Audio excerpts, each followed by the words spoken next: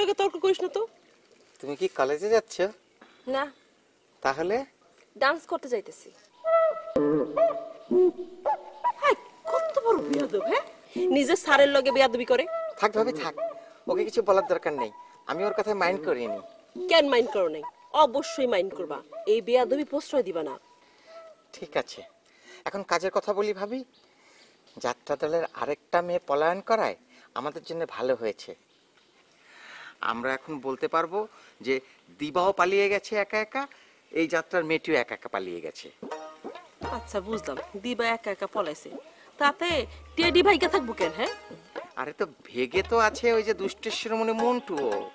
ভাবি একটা কথা বলি, যদি কেউ বড় ছোট ভাইয়াকে নিয়ে কোনো কথা বলে তাহলে আমরা কিন্তু মন্টুর উদাহরণ দিতে পারবো, তখন আর ছোট ভাইয়াকে নিয়ে কেউ কোনো রকম সন্দেহ করবে না।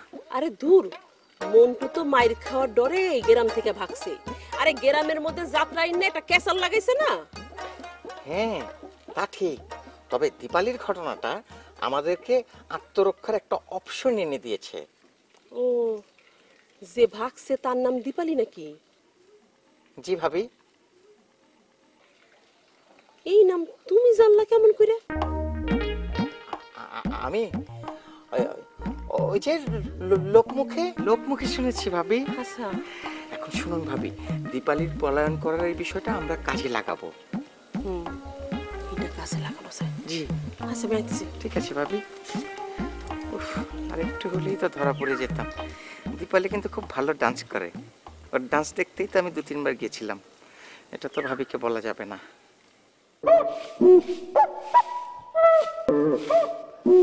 ও ভাবি, ভাবি খবর শুনছেন কিছু?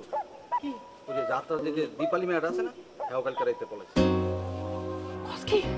হ, ওই কি যাত্রা দলের যে অধিকারী, সে আমার সকালবেলা খবর দিয়েছিল, আমি গেছিলাম ওইখানে। ওই যে রাজা খান আছে না, ওই যে রাজা খান সুন্দর করে লম্বা, যে নায়কের পাঠ করেছে, হ্যাঁ আমার বললো সকালে নাকি চেয়ারম্যান ওইখানে গেছে, হ্যাঁ বলে কথাবার্তা করেছে যাত্রা দলের লোকজন এসে। ও আল্লাহ, এই না কি নিয়ে সব ওই উগান্ডা শতানটা লিগ হইতেছে।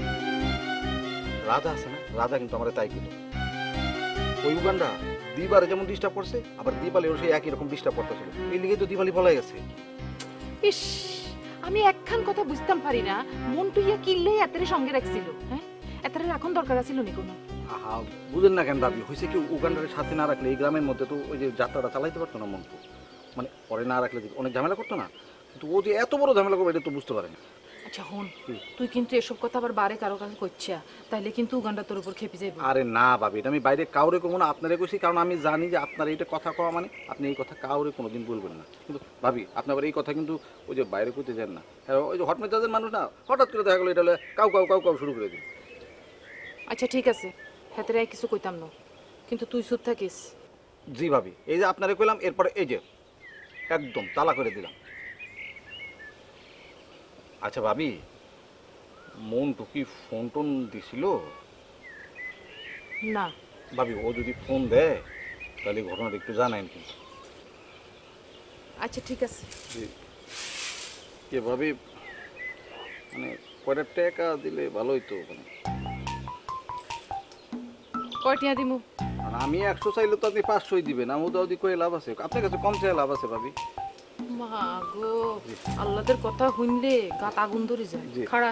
জি থ্যাংক ইউ ভাবি।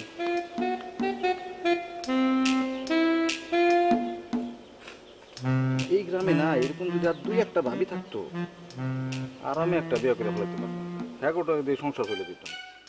চাচি, ও চাচি, কারণ চাচি কারণ তুই তুই আবার আসস? চাচি আইসি তো, ওই যে মুসলিম চেয়ারম্যান আছে না, হ্যাঁ কইছে যে তুমি চাচির লাগাবার দেখা করো, আমি তো হ্যার কথা অমান্য করতে পারি না, বুঝেন না চাচি? মুসলিমে যাইয়া ক এই মালিকা বেগম জমি বিক্রি করব না। হ্যাঁ চাচি, আমি তারে কইছি, সে কইতাছে ঠিক আছে, মালিকা চাচি যদি জমি না বেচে তাহলে একটা জমি বদলা বদলি করি, হ্যাঁ আপনার একটা ভালো জমি দিব চাচি। তাও আমি চাই না। আহা চাচি, আপনারা খালি খালি শুধু শুধু জিদ করতেছেন, আপনি আপনার ছাওয়াল গলকে একটু কথা কন, তারা নিশ্চয় চাইবো না যে মুসলিম চেয়ারম্যান লাগে তারা বিবাদে জড়াক, আপনি কথা কন।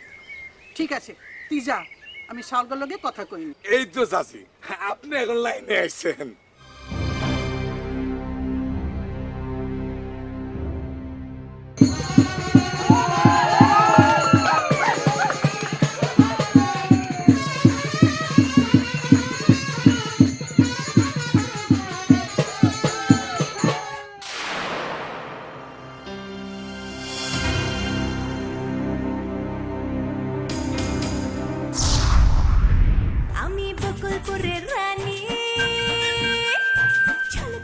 ঘটনা তো আরেকটা ঘটছে। কি করছেন যা? কাল যাইতে যাত্রার আরেকটা মাইয়া পলাই গেছে। এবারে কয়টা দিন আপনার কাছে রাখেন, ও আপনার সাথে মিশলে ওর মনটা নরম হইতে পারে। আপনার তো পুরো প্রিন্সেস দিবার মতো লাগতাছে। কেন একই চেহারা আর কোনো মানুষ থাকতে পারে না বুঝি? এই উগান্ডা জিন্দেগিতে কোনোদিন যে টার্গেট করেছে সেই টার্গেট কোনোদিন মিস করে নাই। যা টার্গেট করেছে সেটাই হাসিল করে নিছে। কিন্তু এই একটা জায়গায় এসে মনে করে যে ফেল মেরে গেছে।